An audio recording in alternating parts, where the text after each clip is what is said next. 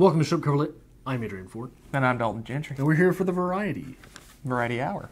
The Hour of Variety. I think we're nearing 10. We're on 9 now because 9? you skipped last week. I did. But 10 Variety Hours? That's not bad. No, we're at 9. This is 9. Or 60. Because you skipped last week. 59, whichever you want to go with. I think we're we were not counting almost the old series. We were almost to 50 last time around. So, this isn't bad. But again, this is what people like. They just want to listen to us bitch about things. Yeah, like I said, I'm pretty sure that people only watch this because they're sure we're going to come to blows one of these times. I've had people even mention, they're like, sometimes I just turn Variety Hour on. It's like, I'm just sitting there bullshitting with you. I'm like, oh my God, that sounds terrible. Why would you do that? I wouldn't sit in a room with me for 30 minutes to an hour. I don't like sitting... I'm only alone. And I don't like me then. Fair enough. Yeah. Fair enough. What would you like to talk about? I don't know. I haven't done much of fucking anything lately. For every video this week, I'm going to go ahead and slide this up. I'm going to ruin the audio for a little while. We got to make sure everybody's still awake. Half of our viewership's if somebody fell asleep, at 3 o'clock in the morning and somehow just fell into a loop. Yeah. Got to wake them up a little bit. Fell into some rabbit hole somewhere of handsome young men on YouTube, and our video was the next to play. Well, I am having an event. An event this weekend. It's an event that I've done for years. Kind of got away from it for a couple, but the original premise was everybody was getting older in our friend group. People moved away. Some went to California. You're not getting any younger. No one's getting younger. Some of us are getting more handsome. Parabolically. For some reason, anytime somebody recognizes me as my father's son, they're like, "Oh, you're his son." I'm like, "Yes, I'm the more handsome version." Yeah. Yeah. Don't know why I just thought of that, but anyway, we wanted to have a big... Because here I'm your daddy. I know. And I'm the handsome one. And I'm still the more handsome one. Anyway, is that Michelob Ultra? No, that's Miller Genuine Draft. It was Miller Genuine Draft. You was a man's man, aren't you? Anyway, once a year, we try to have a big get-together where we have all of our old friends come together for a big barbecue, basically, was the original premise. But we're all still relatively young and irresponsible, and we like to drink. So it turned into a drinking competition, day-long barbecue, Beer Olympics. I am having Beer Olympics this weekend. We will be competing, drinking beer, making food, and telling stories. So Dalton is going to miss the subsequent week of filming as well. With the week-long hangover? Yeah. But you'd be glad to know that instead of, since we're having 20, 30 people over, I decided I'll get a keg. We got Miller. And for some reason, out of the corner of my eye, I saw your Miller over there, so, yeah. I've never had Miller off tap or from a keg. I didn't realize you could get Miller on tap, so I got excited. Surely Actually, somewhere. When I called to reserve said keg and they went through the list, we have this, we have that. I've got a friend who doesn't drink Bud Light at all, so I'm not going to get a keg of Bud Light. You could get Milwaukee's Best by the keg. You get some Beast Light. By the keg. And for $12. I don't know, I imagine, if you ever order an entire keg of Milwaukee's Best, you get put on a list. Somebody in the back's like, this motherfucker right here. It's the same list with people who buy Mein Kampf. And it's a dangerous list. Up to no good. Up to no good. I like a keg of Beast, please. This isn't the first time you've Bottle done of this, Night Train. No. We've done Beer Olympics. Night Train. Don't talk about Night Train. I think this is our 4th time we've done it. Yeah. So it's always a good time. Everybody has a great time. We all remember that we're not as young as we used to be, and it hurts the next day. But, everybody gets together, we have fun. Yeah, it's what you do in social circles. And they introduce you to one of those one of these days. Would you like to come to Beer Olympics? What day is it? Tomorrow? No. You're more than welcome. What? I work tomorrow. That's fine. Yeah. It starts at 3. Yeah, I can't call in. That's fine. You can still make it. You can still go to work afterwards. Yeah. Have a great time. I will. I don't know about that. Everybody's teamed up, teams of 2. We're having 5 events. It's a day-long thing. It's going to be fun. Hopefully we'll have a little bit of footage for that for you. Good for you. Yeah. Good for you guys. Yeah. I'm glad someone's having fun. We try. Certainly not me. I am a monk, essentially. I'm well aware. Right next to your 24-pack of Miller Genuine Draft are 6 empty buckets of salad. Yeah. It's spring blend. Right? Okay. I like a good salad every now and then. So I can't really, harp on that too much, but that's a lot of salad, man. I've started making fancy salads, though. Really? Yeah. I will put, it used to be just the lettuce. Okay. Now I will put maybe a couple green olives in there, some minced garlic. I will crush up some whole wheat crackers. Okay. Sprinkle that on the top. For the love of Christ, tell me you put like something on the lettuce, like a dressing of something. You weren't just like eating dry lettuce. Dress what? Like the salad dressing, oil. They have dresses for salad? Oh my God. So dry salad, huh? No, I put Okay. I put dressing on there. Like I say, at this point, you might as well just go outside and graze. Yeah, I've been there. I've been there. All right. I have nothing to say to that because like that's going to haunt me now because like there is nothing worse than just lettuce, plain. Oh hush. It's awful. Oh hush. Like I like my salad, but I gotta have some sliced hard-boiled egg in it, maybe some cheese. Too much work. No. I wouldn't eat if I didn't have to. Like, I really think I found my soulmate, this guy, David Goggins, because I've never heard anyone else say. He's one of these fitness guys, Okay. does a lot of motivational speaking. I've never heard anyone else say that. He says he doesn't understand it when people ask him, if you hate running, why do you run? Well, I don't like showering or eating either, but I do them because I got to fucking do them. Okay. If I didn't have to eat, I would not eat. I would love to be able to take just supplement pills. See, that's the thing. I'm all for, eat healthy. It's good for you. I get that. But on the other hand, if I want to eat something, I'm going to fucking eat it. Don't get me wrong, I eat a lot of garbage. Yeah. But it's because it's fast. Okay. I eat for utility. No, every now and then, like, you really want something, like, maybe you're dieting, you're eating only your salads, your greens, all things like that. Like, every now and then, cheeseburger doesn't sound bad. So you gotta go out, you gotta get yourself a cheeseburger. You shouldn't keep that from yourself. Like, don't get me wrong, eat healthy, treat yourself right, but Obviously don't enjoy life keep a little that bit. from myself. I don't keep that from myself. Enjoy it a little But bit. I make poor decisions in rash moments. Have you considered Soylent?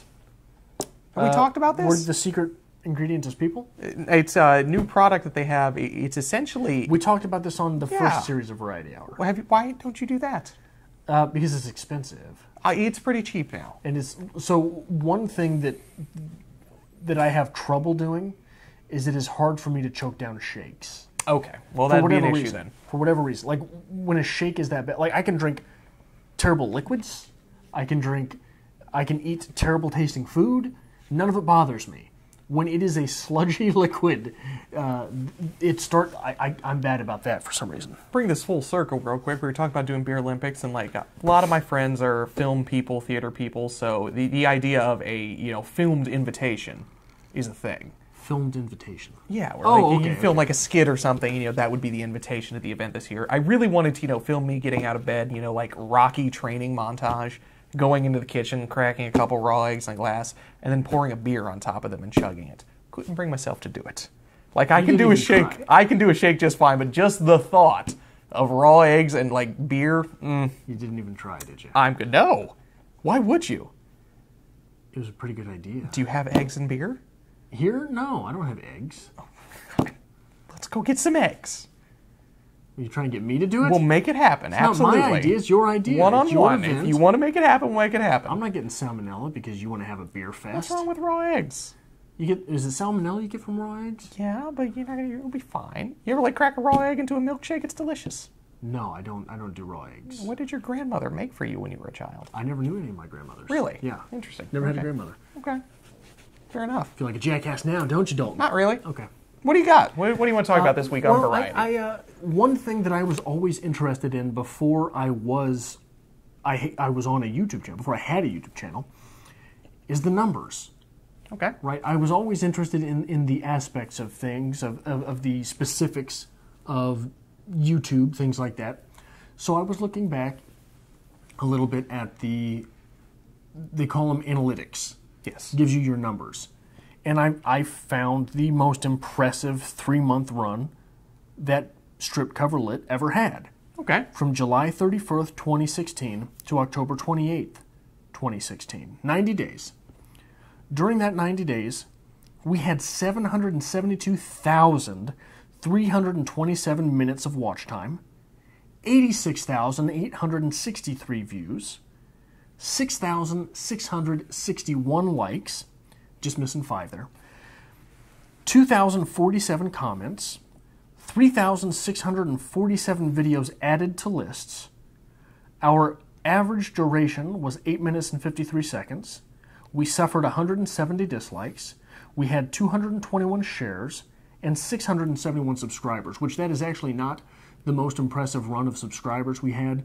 Okay. We got a shout out from Erika of Perks of Books when we very first started, and within 3 months from Jen Campbell, which we had like 1,071 in a 3-month span. But in those 3 months, that is averaging 8,581 minutes per day, which is 6 days of watch time per day. We were averaging 966 views per day, which is 41 views per hour. We were averaging 74 likes per day, 23 comments per day, 2.5 shares per day, and 7.5 subscribers per day. So that is the most impressive run we ever went on as a channel. It's not bad. That's not bad at all. Yeah, I'd like to get back there again. I've always assumed like our viewership was like, somebody was watching us in a hotel and they checked out, they left the TV going, so like it just kept looping. Or died on a Coke bender. Died on a Coke bender. Their phone was just kept running through our on the road review just over and over. 41 minutes of us complaining about the drug culture. 41 minutes of on the road is enough to make anyone want to off themselves, so that's acceptable. So I just thought, that was interesting. Yeah, feels good, 6 days, averaging 6 days of watch time per day, averaging 41 views per hour. It's not bad. That's 2 views in every 3 minutes. And BookTube is a strange thing. Yeah, we're small market. Like, I'm not trying to make it sound like that is impressive, but it's impressive for me. I never thought. No, it is very impressive because, like I said, BookTube is a strange thing, and I do think there is benefit in discussing what you read. You should always discuss, you should always write, you should always do something with what you read besides just read it. Yeah, and I've heard many a book blogger say that they started their blog simply to get their thoughts down on books. Okay. It helped them with their reading journey. It's the idea of the book club. You get together, you discuss the book you just read, there's benefit to that. But for just, say, 2 relatively middle-aged guys now just bitching about what they read this week. Even if one of them is extremely handsome. It's not bad. It's not bad. Yeah. We're not there right now. But I think that if we do keep a little bit of momentum going, that's one of the things. Like, if you're the reason I'm really bringing this up, if you were on the fence about whether or not you want to start a YouTube channel, a BookTube channel, any type of, do it. Absolutely do it. Would you agree, Dalton? Yeah, absolutely. So I think that YouTube is looked at much more as, these people think they're someone, instead of just social media. Okay. Everybody's got a Facebook. Everybody's got an Instagram, right? I don't know why YouTube isn't looked at in that same way as a social media. Okay. It is a social media. We have many conversations in the comments section, just like you have on a post on your Facebook. So I don't understand why YouTube is held in this different regard, other than the fact that there are massive channels that are corporations essentially, and that corporations have channels now. There is a little more work involved if you're starting your own channel as opposed to like starting a Facebook. You gotta have some film equipment and a camera. There is for this. There doesn't have to be. There doesn't have to be, and there's also that apprehension of let's say I get on any social media, Twitter, Facebook, whatever. I can remain relatively anonymous. You can do that on YouTube. Tons of people do that on YouTube. You don't put your face on camera. Some people still get really apprehensive about speaking on camera, on being on camera, anything along those lines. And I can understand that. Here's the thing. If you don't want to appear on your YouTube channel with your face, and you don't like your voice, no one will ever know it's your voice by your face. True. Right? It is weird, now that Or if someone does recognize you, that means you've gotten big enough that that's impressive. That's a good thing. It is weird, though. Still to this day, like going and watching videos of yourself, I very rarely do that because I don't like to listen to myself talk. I don't know how people endure that. I pause every time I'm replying to comments. Yeah. I have to pause the video. Okay. But you do learn. You do change some things. And when we first started, we basically were staring at each other. And one of the first comments I ever got was from somebody who kind of does some film stuff. They're like, just look at the fucking camera sometimes. You're talking to the camera, not to him. I'm like, okay, I'll try to get better at that. Now I just stare at, salad boxes and pretend like I'm being thoughtful. It's not bad. You're not thoughtful. I know. I see right through you. I know. It's a good facade, though. I mean, people like would assume like, oh, he's deep in thought. I'm like, that's a lot. I watch the birds. Do you? Yeah, I watch the bird. It helps me focus because I have terrible vision anyway. Okay. So if I'm doing something stupid and mundane with my eyes, I get to be in here while I'm speaking. So if you see me doing this during one of these videos, Birds. It's because I'm looking at birds or a tree swaying, and it's helping me to focus on the actual content. Okay. But also, from that, I don't know if you've heard of the website Social Blade. I have. We've looked at it a few times. Social Blade basically captures your YouTube analytics. I don't know how they do it. I don't know if they work in conjunction with YouTube. But they have your YouTube analytics, and I think they also now do Instagram and Facebook and all those things in there as well. But it captures your analytics. It compares you to channels of your size. It projects you in the future of different things. So this has us hitting 5,000 subs December 20th of this year. Okay. I'd like to get there before that. Okay. This has us hitting 7,500 subs around 1 year from now. Okay. 10,000 subs December 31st, 2019. 15,000 subs September 13th, 2020. 20,000 subs 4/10/2021. And that was 20,000 subs. 40,000 subs 12/25/22. 500,000 views on November 23rd, 18. 1 million views on October 12th, 2019. 2 million views on November 15th, 2020. 5 million views December 3rd, 2022. And those are sort of the interesting numbers there. But it is interesting to see those things projected out, isn't it? Okay, it is. Did you ever think when we started this that we would have a projection of 5 million views slightly after the last slated Marvel movie that we know of right now? No, I didn't. Yeah. I didn't. Getting started in this was weird because, like, you know, you came to me with the idea and we molded around a little bit and we planned a little bit and it was exciting and it was new. But there was still the apprehension of, you know, putting yourself out there, you know, being on this and, like, how are we going to do this? How are we going to do that? Don't say fuck. We started saying fuck. We started saying fuck a lot. And, like, it just took off from there. Yeah, it was all right. Everything was fine. The birds kept singing. You are a numbers guy. I think they're interesting. I'm definitely interested in them. I am not a numbers guy. Not like at all? I can't do numbers. Are you segueing into numbers and away from BookTube? Am I not supposed to? I just have one more thing on this. Please on this carry on. So, really looking at these things and seeing that 5 million views within 4-ish years is a possibility if we keep on this pace.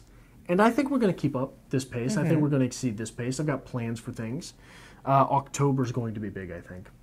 I've got a lot of plans for things. I think we're going to keep up this pace, if not slightly faster.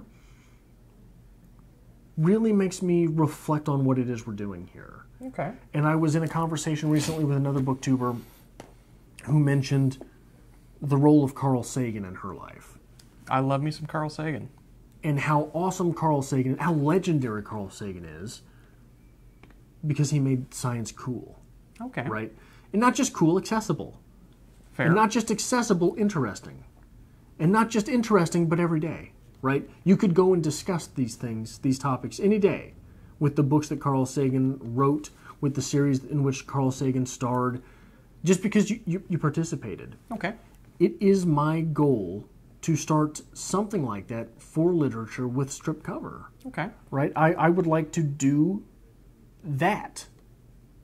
And if it's not me, if it's not us, then maybe we are interacting with the booktuber who will do that. Okay. Because what Carl Sagan did, if you really think about it, it wasn't just the books, it was TV, right? Mm-hmm.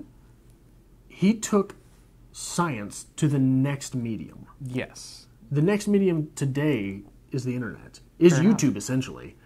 So bringing books to the internet in a meaningful way, not just like, oh my God, guys, look at these books I just bought, la la la la la la la. doing that in a meaningful way that makes people, that helps, not makes people, helps people think critically. Fair. Even if it's thinking critically to judge you and how you missed everything in that text. And to integrate literature to the daily life. Well, you know, even at just a very small scale, there is something to be said that if you have somebody who maybe you work with, that you know, who catches wind of what you do, watches a couple videos, like I've had people come to me and be like, hey, you know, I don't think I've ever read a book. What would you suggest? I'm like, well, what do you like? And you try to break it down, but you know, even... So, this is the letter A. Yeah. Do you know that one? Even to get somebody who like does not read for a hobby, does not read for pleasure, does not read at all, to be willing to say, you know, oh shit, maybe I should be doing a little reading. That's a great thing. That's kind of the point of this. That's kind of what we wanted to do when we started. We wanted to start a conversation. Wanted to start a conversation.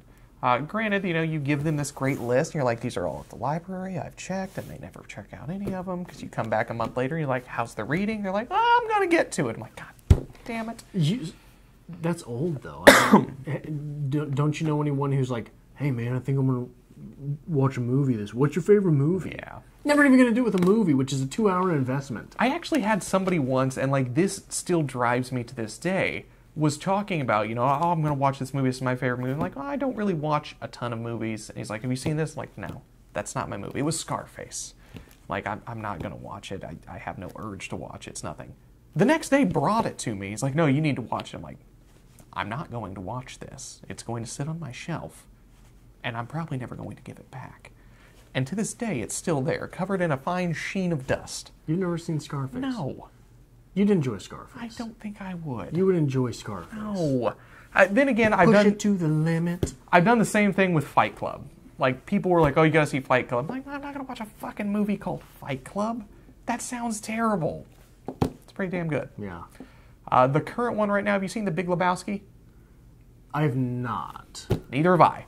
And apparently I've seen a lot of The Big Lebowski. I've never seen The Big Lebowski. Never seen it, never seen any scenes from it, and apparently in my household that is a cardinal sin. Yeah? Yeah, never seen it. Yeah, it's weird the movies that live on like that, isn't it? Yeah. I was... So for the Hot and Sticky that I'm writing, I've got this playlist that's all from like 1991, 1992. And I was looking through the biggest rock hits from those early 90s years, just to sort of stimulate the memory. Okay. One of these years, I think it was 93, someone will correct me, I'm sure. Rooster, you know that song Rooster? You would know Rooster if you heard it. You can hear it probably 3 times a day on rock stations in Kansas City. It was like the 33rd biggest song the year it came out. Okay. You look at the 32 before it, you don't fucking hear but 3 of them. Okay. Which is weird. It is. This was a moderate hit when it came out. You still hear it. Toto's Africa. Yeah. Are you familiar? Yeah. Of course you are, because it's playing fucking everywhere now for no goddamn reason. Well, it's been played. I remember when I got my first job at 17, that was one of the songs they played. Yeah. Yeah, I mean, it's elevator music. It's. But that's the thing, though. It is so heightened now. And, like, maybe this is just, like, my social group or whatnot, and, like... It's hit internet fame. It has, for some reason. There's a few it's become a meme through... do you know what a WebM is? A WebM? Yeah. No. You know what a GIF is? Yes. It's like a GIF, Okay. but it has sound. All right. A clip. Yeah. Okay. But they take much less space than having the... All right. You know what I mean? But that's They're the thing, like like 3 megabytes. I can't go out to a bar, I can't go to a party or anything without hearing that godforsaken song. And it's everywhere. And it's to the point, like, it's been around so much now, I'm like, all right, it is catchy. I see the appeal. I've never seen the appeal. Like, I've hated it so much now that I'm like, I'm going to listen to that now. That ain't bad. Do you have Spotify? I do not know what that is. I think you would really enjoy Spotify. So there is a free version. Did you really? Is it a computer thing? It's a phone thing and a computer thing. But you can do it on your phone. Literally just asked me if I have something like that. Shut up. So it is an app, and it's a music app, and there's a free version. You'll have to listen to like a small 30-second ad every 7 or 8 songs. But you can just basically scroll through all these song lists, any song you want, and add it to your own personal playlist. And then you have it there. It's ready. You don't have to pay for the music. It's always available. It's on your phone, so it'll use your data. But it's there. It's good to go. But based on what songs you're playing, what songs are on your list, what songs you're listening to the most, they'll start suggesting other songs. YouTube does that. Did you know that? Do they? Yeah. YouTube Music is what it is now, yeah? Yeah, but they will suggest playlists on your home page. If you listen to music on YouTube regularly, there will be lists of, like... So that's how I found out about Shaky Graves. That's how I found out about... I found Shaky Graves through South. YouTube, yeah. Yeah.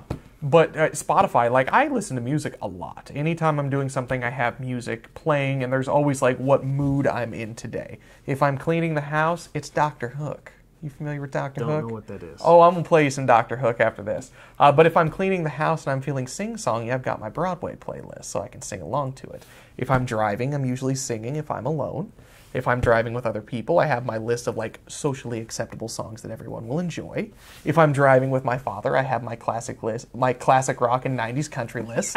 Like, you need this in your life. It's so beneficial.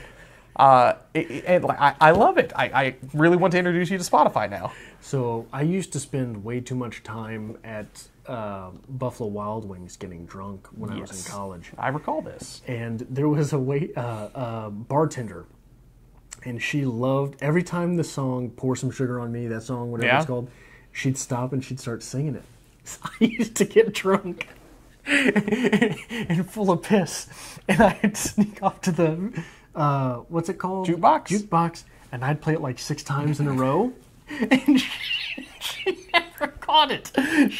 Every time it would come on, in that first, like the first, you're busy. Pour some sugar, it kicks it off real hard, you know what I mean?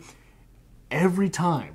So she was doing it like once a minute for 15 minutes straight, and she would never fucking catch it. I'm sure this is from a movie or something, or it has to be from something, because, like, my friend who, like, claims to do this all the time, there's no way he came up with this because it's too ingenious. Is it on a jukebox you play a song like 30 times in a row, and the third time it comes on, people are like, oh my God. Yep. The fourth time it comes on, people are angry. It's a comedian. I can't remember what comedian it is. But his shtick is, and like I said, I don't know if he stole this from someone, he plays What's New Pussycat? Yeah. Okay. You play it 10 times in a row, and then you put another song in between, so everybody's like, oh, thank God. Then right back to What's New Pussycat. Right. Jukeboxes now, like, you can control them from your phone, and you can actually skip. Like, you can pay more to interject. What? Yeah. So, like, if somebody's trying to, like, steal the playlist, you can outbid them. And, like, hey, they're making money. That is genius marketing. Genius. Yeah, it's brilliant.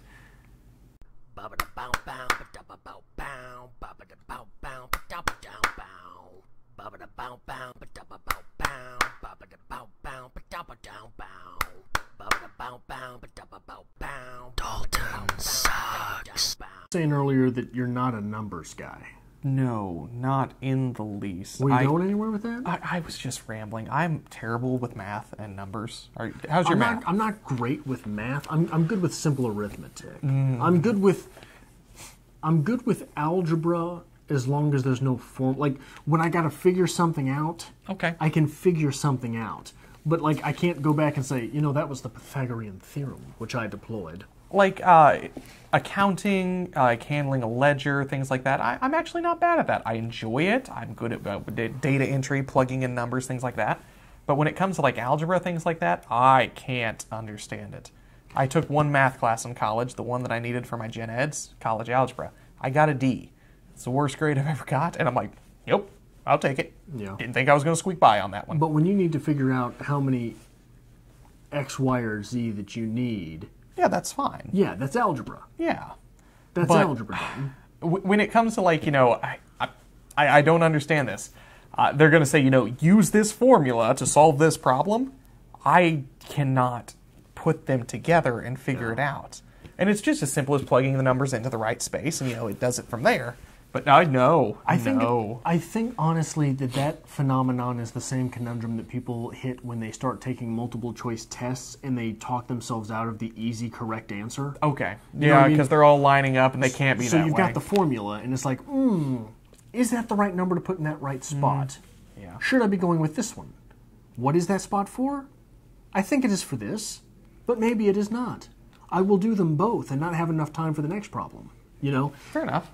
So I think that's what people talk themselves into and out of. My biggest issue is in high school. I had a friend of mine who was not a literature person, was not English, so we had first period English together, and I would help her, do her notes, you read this, and this chapter.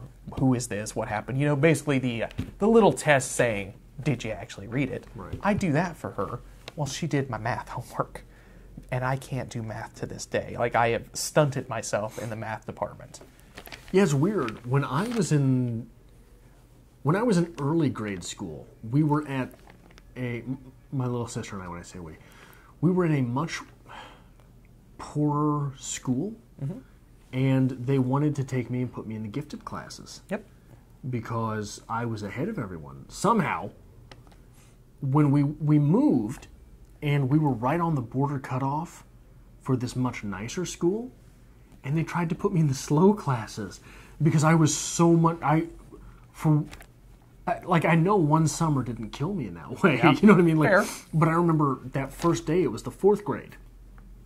Got back, and the first day of fourth grade, they were doing multiplication tables, and I sit down and I'm like, The hell is this? people are getting Skittles. I want some Skittles. The plus signs are sideways. I don't remember any of this stuff going on.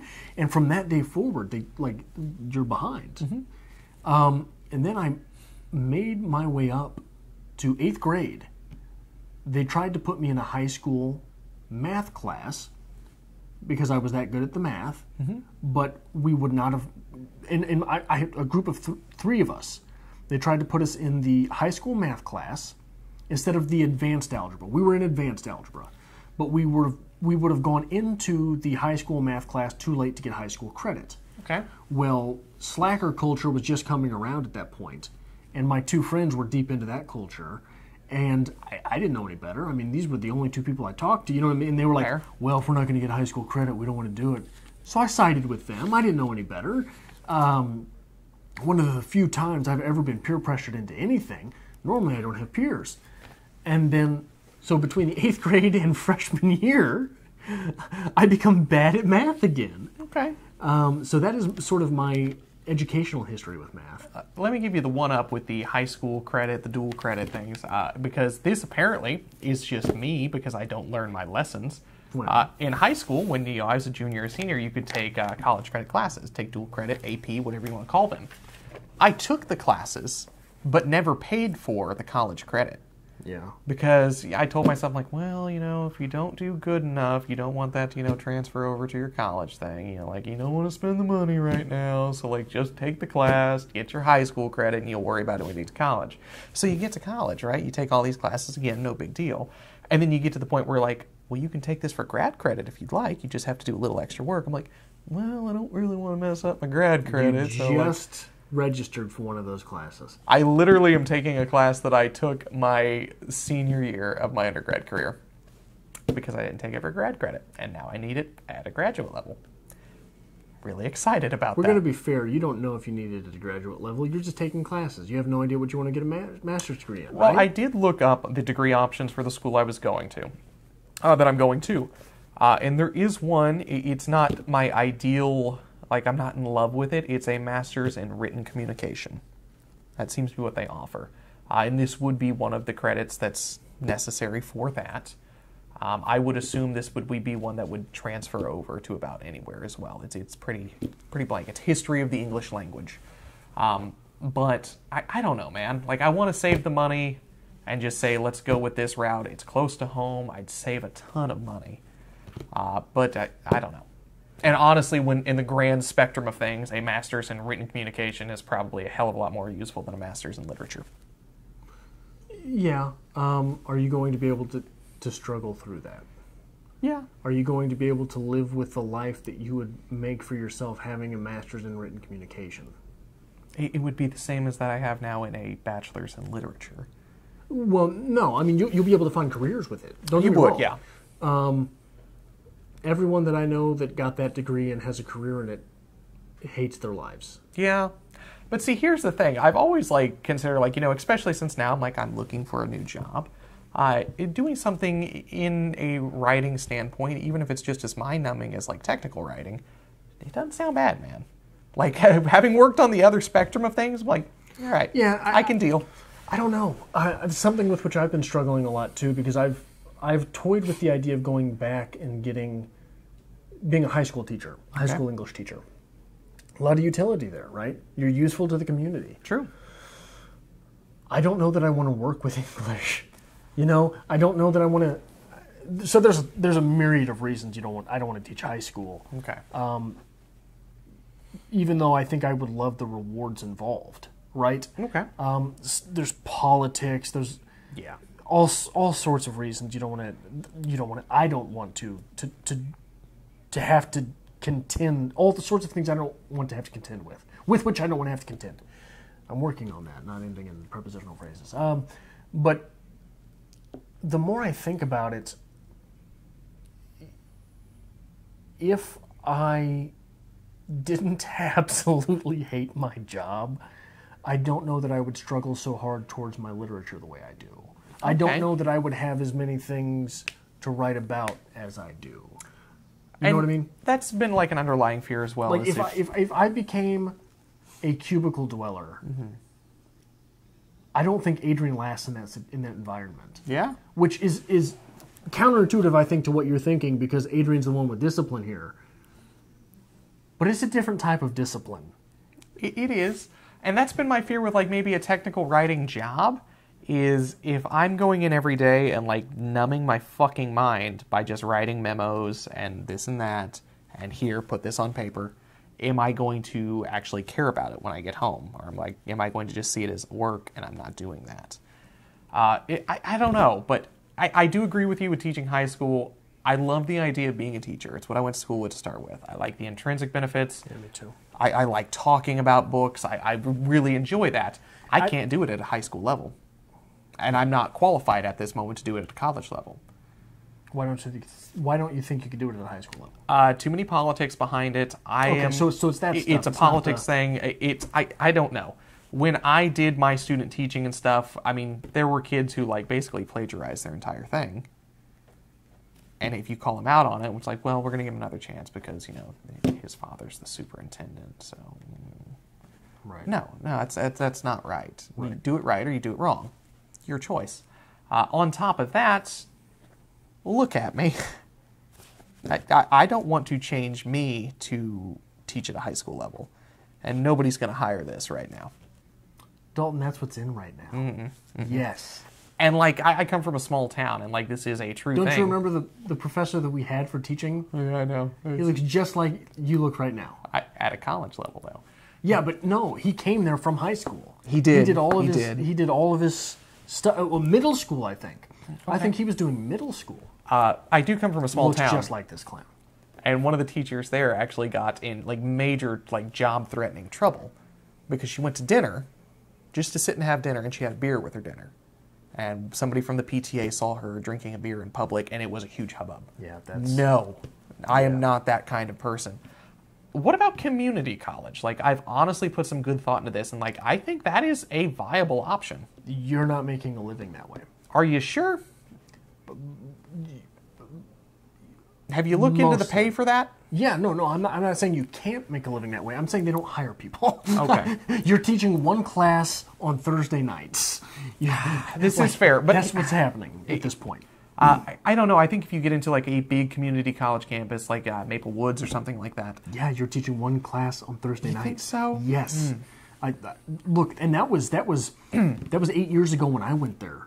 Okay. Like there were people saying, I can't do this anymore. I had several professors who said, I'm doing this like we do strip cover lit. Yeah. They're doing it like we do strip cover lit. Yeah. It's what they love. It's the time they get to talk about it.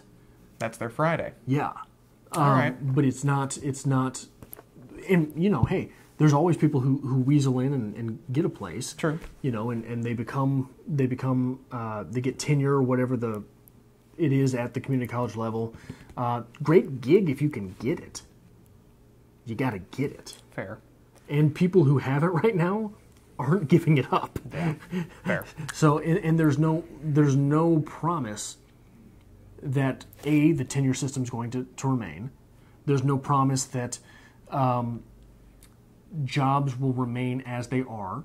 There is certainly at the community college level no promise that the same atmosphere of, oh, well, I saw you having a drink with your dinner, won't travel slightly up to the community college level. And, you know, that's the thing. It's unfortunate because, like, if you want a job in writing, the arts, literature, things like that, East Coast, West Coast, we happen to live right in between, in the middle, like, nowhere. Yeah. So, I know there's options. You can go to Chicago. Sometimes Kansas City has things, but, like, there's not a lot. Yeah, I don't want to do any of that. This is I'm happy doing this. Okay. I really am.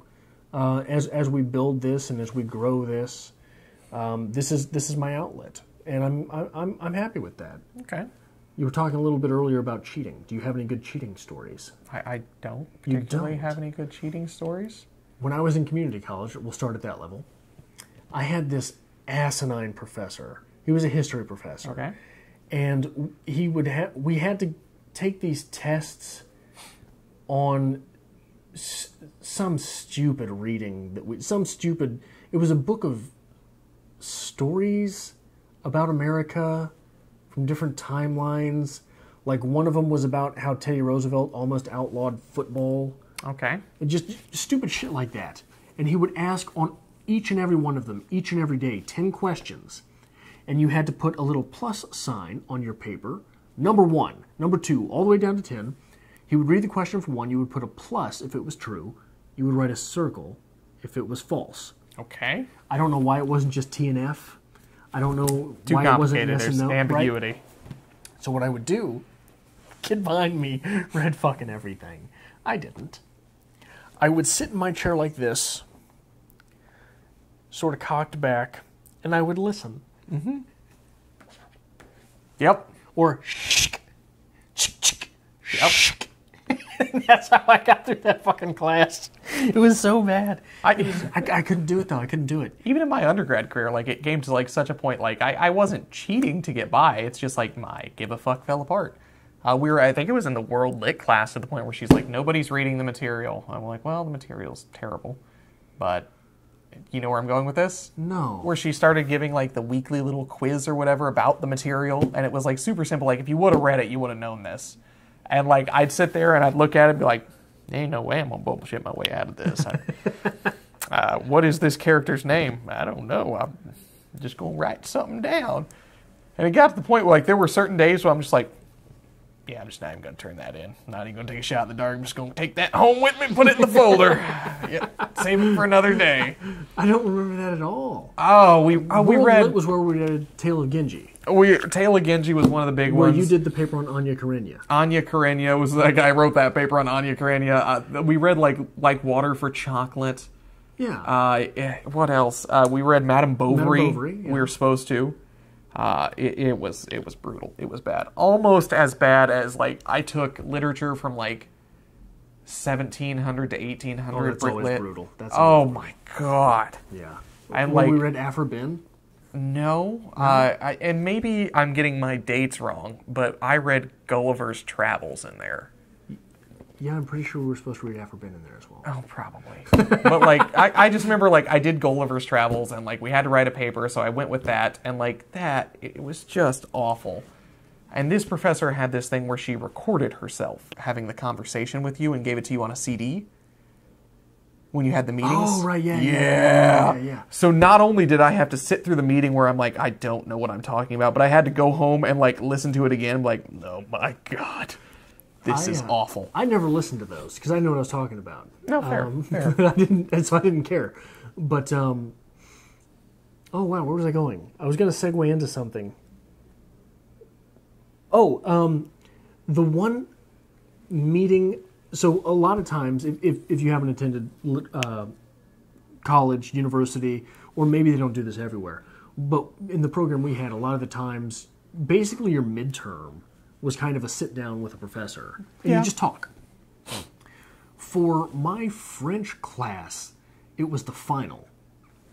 And I didn't know French. Okay. And this professor was the professor who you walk in day one, and she's full French full time. Yes.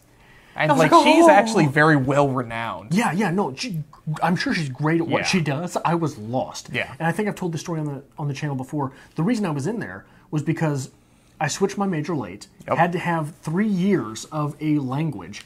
Ended up, 4 years of a language. I had 3 from high school, but they were German. I didn't know if they would translate. If they did translate, I wouldn't be able to jump into German 4 and know anything because this was years before. So it ended up, what happened was I got into French thinking, start from the ground level, work your way up. Ended up at the end of the semester, what happened was my German transferred in and they accepted 3 Germans and a French. I got my degree. But for the final, I had to go to her office. And it was supposed to be, you sit down and you talk French. I don't know if she liked me because she could tell the effort I was putting in. Because I put in a lot of effort. But if you don't know French and you jump into that, or you don't, the words didn't even look right to me. Right? To be completely foreign to French, the only other foreign language you've done is German. You jump into that stuff. Yeah. It was a total different world. So I get, just real quick, I get into that office and I sit down with her. And I had been listening to these Michel Thomas CDs where you learn French. So I had all sorts of French that she never taught. But I didn't have any of the French that she taught. And so I was saying some things in French, and I knew that if a word ends in CEL or CLE, or there's several endings where that word is French. English stole it. You change how you say it, and it's French. Cognate. Yeah. You don't cognate. That's the word. Or is that what cognate is? A cognate's like 2 words that you like tree is l'arbre in French. Oh yeah, arbor. Yeah. There's no translation. Yeah. So we start talking a little bit, and I'm whipping out all this stuff that I do know, trying to hope she avoids and forgets all the stuff she did teach. And then we get on some subject, and I labor for the word, and I can't get to it, and it leads me to discussing with her how French was the language of university way back in 1900s, right? Like early 1900s, late 1800s. It wasn't English. You don't go to university in any country and hear English spoken. It was French, right? French was the language of education. And I started on this conversation with her, and I was like, yeah, I think Nietzsche even wrote in French, and a lot of his stuff there was troubles when he wrote in German, he did the French, it was translated back to German, and there were some things pop up, I think, and she was like, you're very knowledgeable. And I was like, yes, I am. Yeah, you speak French for shit. So I just sort of, it was like a 10-minute conversation you're supposed to have with her. 3 minutes were in French, and the rest of the time were, it was the language of academe. It's impressive how it goes from the language of academe, and now they're, because at the time, France was going through a lot of things where they were being very repressive. Yes. And they were trying to outlaw the hijab. Right? Yeah, I believe so. They were trying to outlaw that, and I made the point in class that what you're doing is you're essentially equating religious fundamentalism with terrorism. Okay. Like you're saying they're the same thing. Yeah.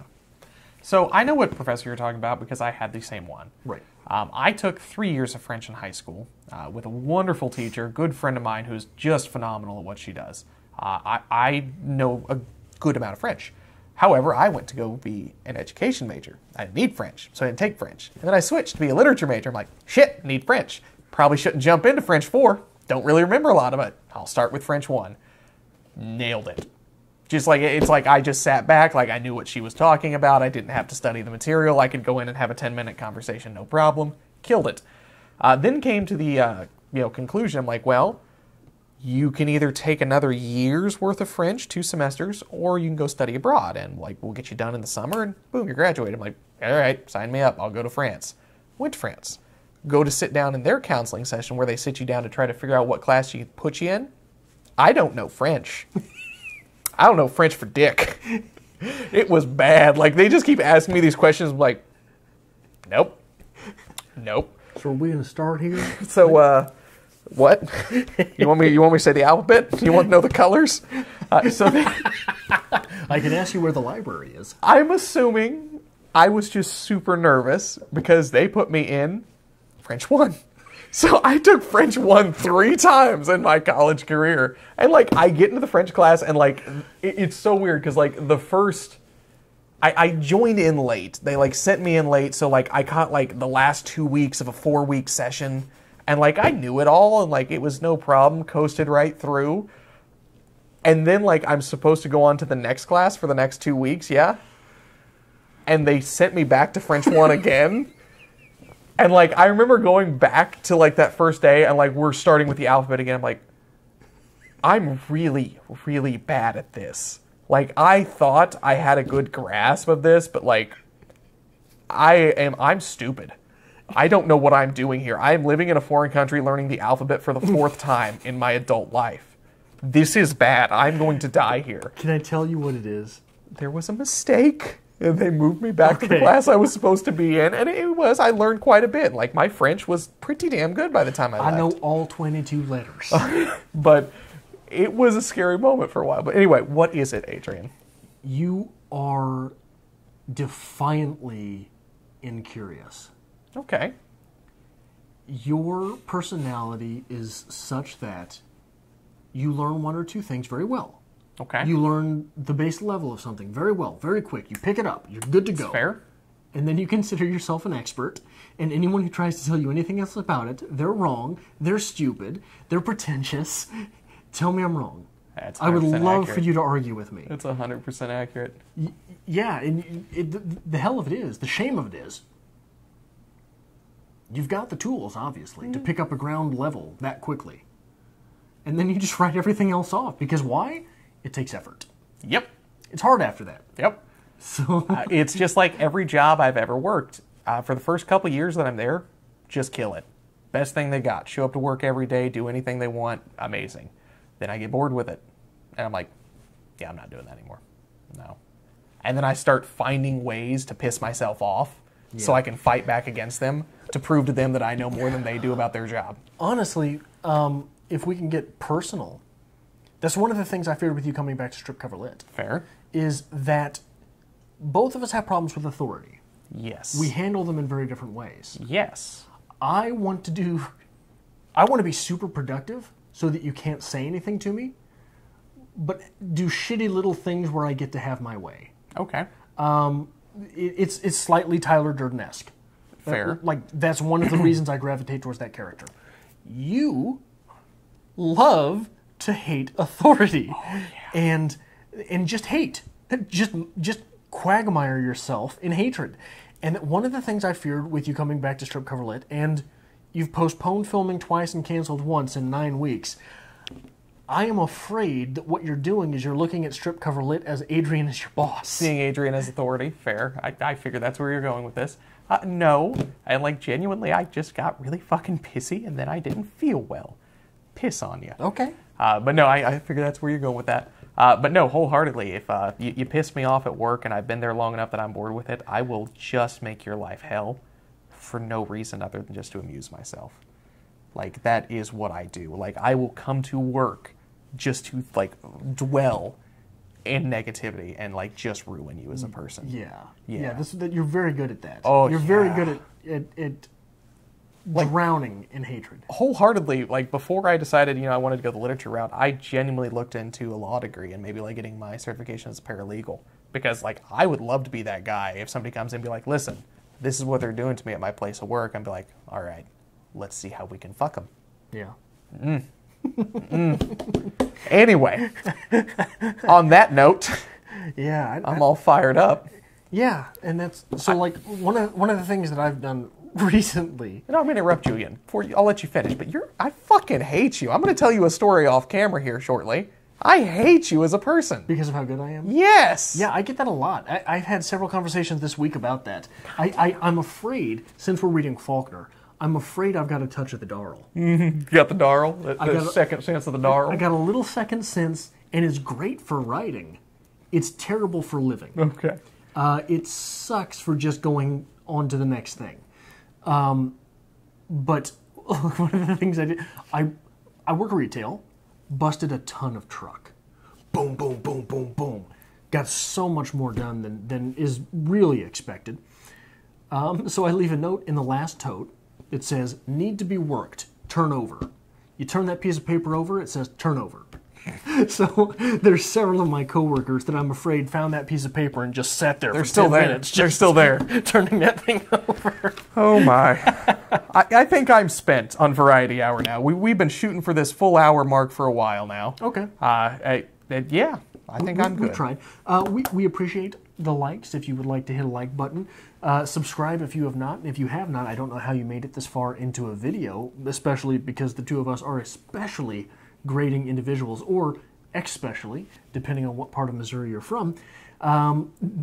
We would appreciate if you maybe checked out Bantam Paradox, to which we will leave a link in the description below. And if you would like to help us make more content on Strip Cover Lit, there is, as always, a link to our Patreon to be found in the description below as well.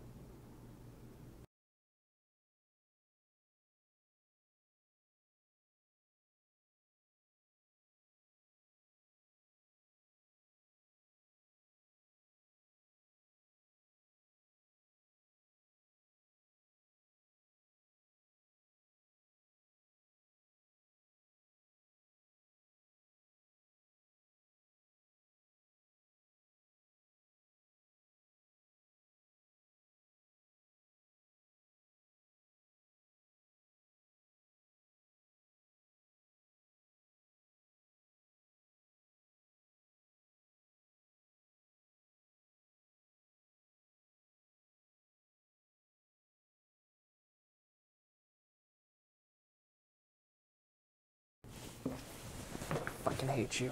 You hate me. So much. I'm so good. So, I'll get my sleeves up. Gotta level up these sleeves, boy.